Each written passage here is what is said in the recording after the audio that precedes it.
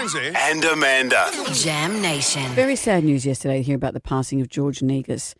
What a stalwart of Australian journalism, and what an extraordinary character who loomed so large. I saw yesterday his family have said that they suggest fans kick a football, enjoy a hearty bowl of pasta, plan your next adventure to somewhere intriguing, or ask a curious question you think needs answering in his honour. I did a TV show on SBS some years ago called Off the Record, and I was invited to go to the Logies, and George was part of that group that was in Melbourne, and we're just making small talk at the bar. And I said, when I was a kid, I went into a talent competition doing an impression of you. And he said, okay, how did that go? And then so I had to say, the militia are just over the hill. So like Whitney. A little kid with a moustache. And then he told me he'd forgotten his jacket to go to the Logies. I said, well, why don't you just get anything and just put it over your shoulder? Yeah, the militia are still there. The militia are just over the hill. He was an extraordinary journo. I worked alongside him when I was with Channel 9 on the Midday Show as a segment producer. I produced the work that his lifelong partner, Kirsty, she was a journalist, that she was doing. And the two of them, this is the thing, George and Kirsty were such sincere people. They wore their hearts on their sleeves. Kirsty was talking about, she was doing stories on ethical investment 40 years ago. They were such good people. He really was, though, that sexy thing. He was the Dennis Lilly of journalism, wasn't he? Yeah. The shirt open to the waist, the big mo, as you say, the jacket over the shoulder. And he'd always get like a Land Rover and put his leg up on the bumper bar. Oh, it's just amazing. And Ray Martin was talking about him last night on the news. And I think he was probably, along with maybe Bert Newton, I think he was probably the strongest personality on Australian television I ever saw. The moustache and the jacket over the shoulder made him George Negus. But he was also a fantastic journalist, and he very ethical, loved telling stories, loved people.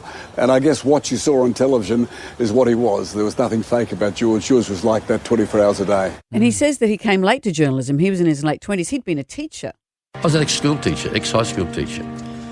And I sort of conned my way into journalism somehow. And I've always been fascinated by what makes places and people and politics in particular tick. Politics is the best way to solve problems without killing each other. No matter how bad it is, it's better than the alternative. So, it was an opportunity to talk to Australians about things that they might not otherwise talk about or find out about.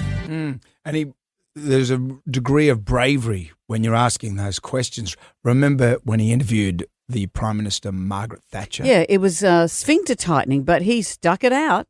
Why do people stop us in the street almost and tell us that Margaret Thatcher isn't just inflexible, she's not just single-minded, on occasion she's plain pig-headed and won't be told by anyone? Would you tell me who has stopped you in the street and said that? Ordinary Britons. Where? In conversation. But I thought you'd pubs. just come from Belize. Oh, this is not the first time we've been here. Will you tell me who and where and when? Ordinary Britons in restaurants, How in many? cabs. How many? I would say at least 1 in 2. I'm sorry, it's an expression I've never heard.